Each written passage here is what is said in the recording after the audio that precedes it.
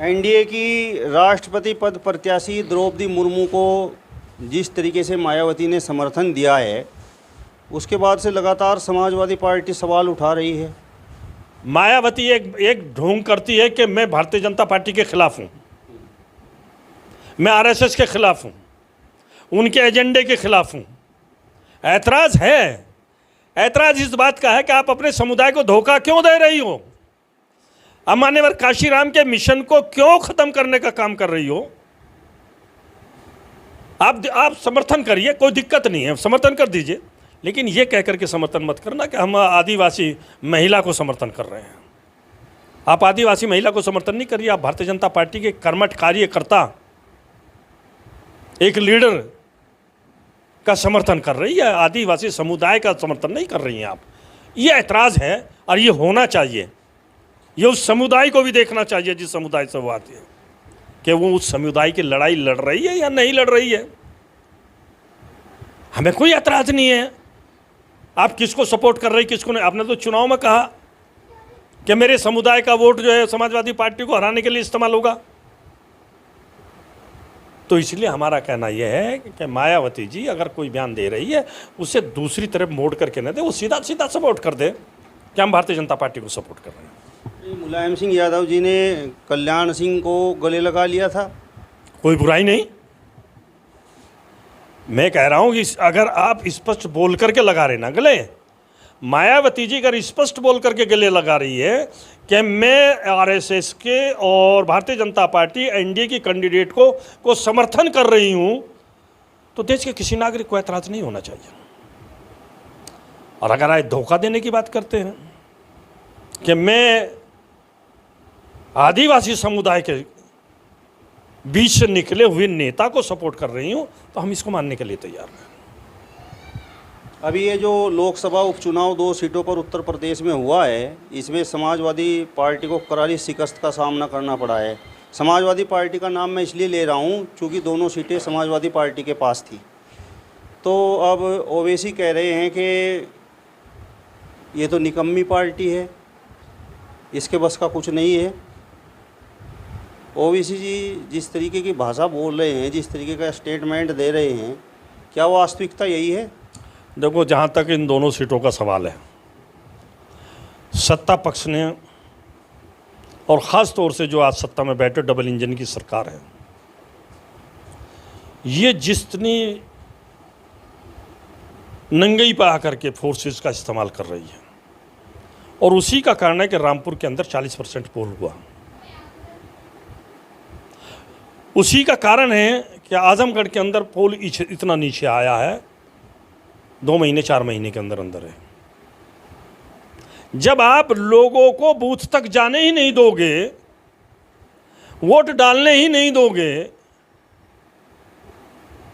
तो ये सत्ता पक्ष का काम तो है नहीं। 2 सीटों से कोई फर्क नहीं पड़ रहा था। जनता के बीच में आप चैलेंज के साथ आते और चैलेंज के साथ अपनी नीतियों को रखते। जनता अगर आपको सपोर्ट करती तो पोल तो 80% होना चाहिए था ना, 85% पोल होना चाहिए। अरे जब 50% से कम पोल हो रहा है, इसका मतलब बहुत साफ साफ है कि सरकार किस तरीके की नीति और सिद्धांत को लागू करना चाहती है, जहां तक उसके हारने का सवाल है।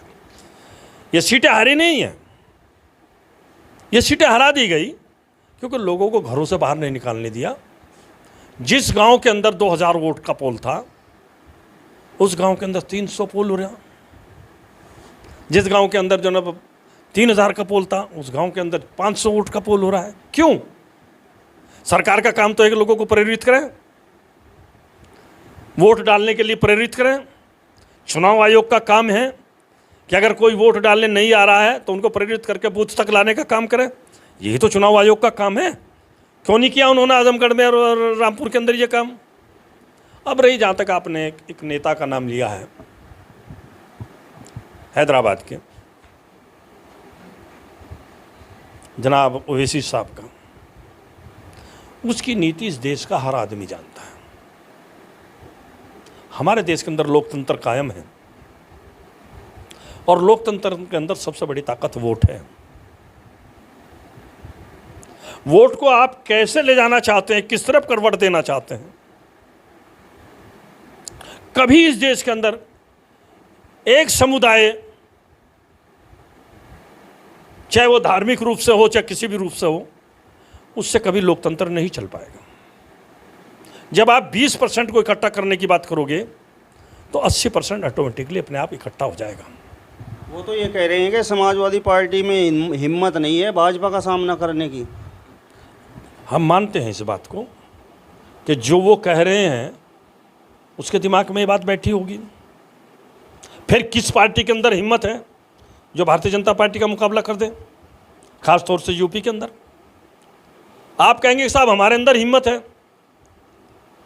आप बात तो करोगे 20% की, 15% की, 12% की।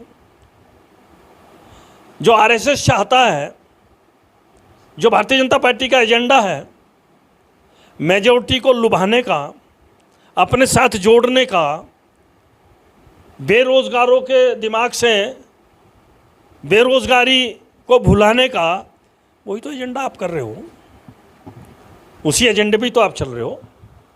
तो इसलिए भारतीय जनता पार्टी को कुछ करने की ज़रूरत नहीं है जब तक आप जिंदा हैं। आप एक पार्टी चला रहे हैं, हम आपका स्वागत करते हैं, पार्टी आप चलाइए, लेकिन लोकतंत्र के अंदर किसी समुदाय विशेष को फांसी पर मत चढ़ाओ। उसको भी राजनीति करने का हक और अधिकार है, और भारत के अंदर तभी राजनीति हो सकती है जब सर्व समाज मिल करके नीति और सिद्धांतों के साथ चलेगा। अगर नीति और सिद्धांतों पर नहीं चलोगे, भटक जाओगे, तो फिर देश में ऐसी ऐसी ताकतें आएंगी जैसी ताकतें आज राज कर रही हैं। चलिए, तो समाजवादी पार्टी के कद्दावर नेता चौधरी मजाहिर राणा को आपने सुना। फिलहाल इस वीडियो में बस इतना ही। अगली वीडियो में फिर आपसे मुलाकात होगी। तब तक बने रहिए हिंदुस्तान 24 के साथ। नमस्कार।